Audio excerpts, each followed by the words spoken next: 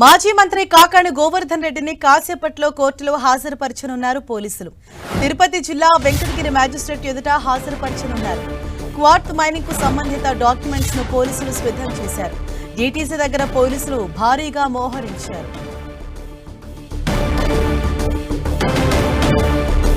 రెండు నెలలుగా పరారీలో ఉన్న కాకాణి గోవర్ధన్ రెడ్డిని ఎట్టకేలకు బెంగళూరు సమీపంలోని ఓ పల్లెటూరులో అరెస్ట్ చేశారు. నిన్న రాత్రి ఆయన్ను నెల్లూరుకు తీసుకొచ్చారు. చెమడుగుంటలోని డీటీసీలో రాత్రి కాకాణిని విచారించారు. అనంతరం వెంకటాచలం సామాజిక ఆరోగ్య కేంద్రానికి తరలించి వైద్య పరీక్షలు నిర్వహించారు.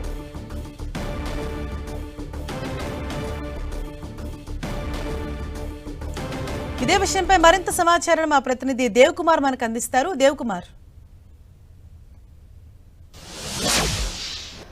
హరీష, మరికొద్దిసేపట్లో మాజీ మంత్రి కాకాణి గోవర్ధన్ రెడ్డిని ఇక్కడ టీటీసీ నుంచి అంటే పోలీసు శిక్షణా కేంద్రం నుంచి వెంకటగిరి కోర్టుకు తరలించనున్నట్లు తెలుస్తోంది.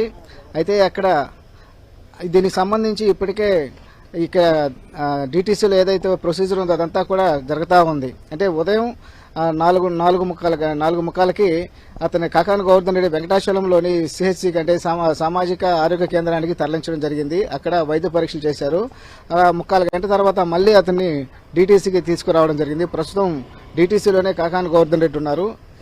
ఏదైతే అతన్ని కోర్టుకు హాజరుపరచాలో దానికి సంబంధించిన ప్రొసీజర్ అంతా కూడా సుమారుగా ఒక 2 గంటల పైనుంచి కూడా జరుగుతూ ఉంది. అయితే కోర్టుకు హాజరుపరిచే ముందు దానికి సంబంధించి అతను ఈ కేసుకు సంబంధించి పూర్వపరాలు, అదేవిధంగా అతని పాత్ర ఏ విధంగా ఉంది, అలాగే దానికి సంబంధించిన వివరాలన్నింటినీ కూడా పొందుపరుచు డాక్యుమెంట్స్ అన్ని కూడా సిద్ధం చేసుకుంటున్నారు. ఇవన్నీ రెడీ అయిన తర్వాత మరికొద్దిసేపట్లో కాకాణి గోవర్ధన్ రెడ్డిని ఇక్కడ నుంచి ప్రత్యేక వెహికల్లో పోలీసులు బందోబస్తు నడుమ ఇక్కడ వెంకటగిరి కోర్టుకు హాజరుపరచనున్నారు. అయితే వాస్తవానికి కాకాణి గోవర్ధన్ రెడ్డి మీద పొదలకూరు పోలీస్ స్టేషన్లో కేసు నమోదైంది.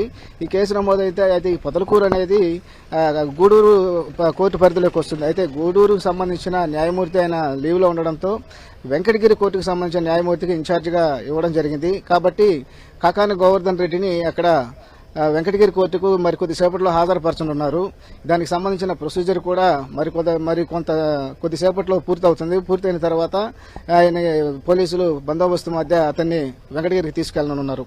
అయితే ఈ కేసు విషయానికి వస్తే ఈ కేసు కాకాణి గోవర్ధన్ రెడ్డి మీద మార్చి 23వ తేదీన అక్రమ మైనింగ్ కేసు, అదేవిధంగా అక్రమ రవాణా జరిగింది, క్వార్ట్జ్, అలాగే 250 కోట్ల దోపిడీ జరిగింది. అలాగే నిబంధనలకు విరుద్ధంగా అక్కడ పేలుడు పదార్థాలను వినియోగించారు అని వివిధ కేసులు నమోదయ్యాయి. దీంతో పాటు అక్కడ ఉన్న గిరిజనులు ఎవరైతే ఉన్నారో మైనింగ్ ప్రాంతంలో మైనింగ్ జరిగే పరిసర ప్రాంతాల్లో గిరిజనులు ఎవరున్నారో వాళ్ళని బెదిరించి వాళ్ళ ఊర్లను ఖాళీ చేయించారు, ఇళ్లను ఖాళీ చేయించారని చెప్పి కూడా ఆరోపణల నేపథ్యంలో కాకాణి గోవర్ధన్ రెడ్డి పైన ఎస్సీ/ఎస్టీ అట్రాసిటీ కేసు కూడా నమోదైంది. ఈ క్రమంలో సుమారుగా అతను పోలీసులు నోటీసులు ఇవ్వడం జరిగింది, విచారణ హాజరు కావాలని.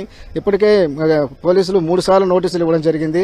2 సార్లు నెల్లూరులో ఆయన ఇంటికి నోటీసులు అంటించారు, మరోసారి హైదరాబాద్లో ఇచ్చారు.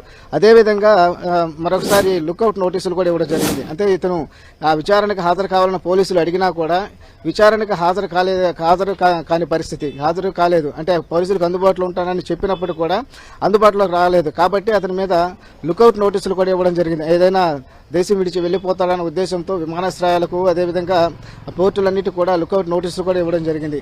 అప్పుడు సుమారుగా ఇతను కాకాణి గోవర్ధన్ రెడ్డి కోసం పోలీసులు అనేక బృందాలుగా ఏర్పడి సుమారు 2 నెలల వరకు కూడా గాలింపు చర్యలు చేపడుతూనే ఉన్నారు. ఒకసారి శ్రీలంకలో ఉన్నారని చెప్పేసి, మరొకసారి హైదరాబాద్లో ఉన్నారని చెప్పి, మరొకసారి బెంగళూరులో ఉన్నారని, ఇలా రకరకాల ప్రచారాలు జరిగాయి. అయితే ఎట్టకేలకు నిన్న కాకాణి గోవర్ధన్ రెడ్డిని బెంగళూరులోని ఒక పల్లెటూరులోని ఒక రిసార్ట్లో అతన్ని పట్టుకోవడం జరిగింది, అరెస్ట్ చేయడం జరిగింది. చేసిన తర్వాత ఈ డీటీసీకి ఇక్కడికి తీసుకురావడం జరిగింది. తీసుకుని వచ్చిన తర్వాత రాత్రి ఇక డీటీసీలోనే ఉంచారు. అక్కడ నుంచి పోలీసులు కొంత విచారించినట్లు కూడా తెలుస్తోంది. కేసుకు సంబంధించి కొన్ని వివరాలు కూడా సేకరించినట్లుగా తెలుస్తోంది. ఆ తర్వాత ఉదయం వైద్య పరీక్షలు నిర్వహించిన తర్వాత మళ్ళీ డీటీసీకి తీసుకొచ్చారు. మరికొద్దిసేపట్లో వెంకటగిరి కోర్టుకు తరలించే పరిస్థితి కనిపిస్తోంది. అయితే కాకాణి గోవర్ధన్ రెడ్డి వెంకటగిరికి తరలిస్తున్నారని తెలుసుకున్న నేపథ్యంలో అక్కడ వెంకటగిరికి పెద్ద ఎత్తున కార్యకర్తలు, అదేవిధంగా నాయకులంతా కూడా అక్కడికి వెళ్తా ఉన్నారు.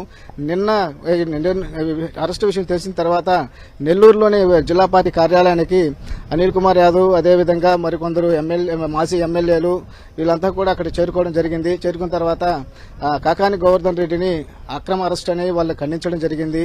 అలాగే పార్టీ అదేవిధంగా నాయకులంతా కూడా కాకాని గోవర్ధన్ రెడ్డికి అండగా ఉంటామని వాళ్ళంతా కూడా తెలిపిన పరిస్థితి. అయితే మరోవైపు చూస్తే మరి కొద్దిసేపట్లో కాకాని గోవర్ధన్ రెడ్డిని వెంకటగిరి కోర్టుకు తరలిస్తున్నారు కాబట్టి ఇప్పటికే ఆ కోర్టు ప్రాంగణంలో పోలీసులు భారీ బందోబస్తు ఏర్పాటు చేయడం జరిగింది.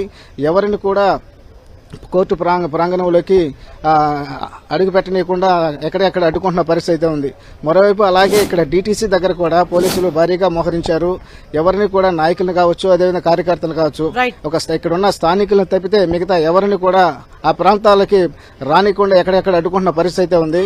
మరికొద్ది సేపట్లోనే ఈ ప్రొసీజర్ అంతా పూర్తయిన తర్వాత కాకాని గోవర్ధన్ రెడ్డిని వెంకటగిరి కోర్టుకు తరలించే అవకాశాలు కనిపిస్తున్నాయి. థాంక్యూ దేవ్ కుమార్.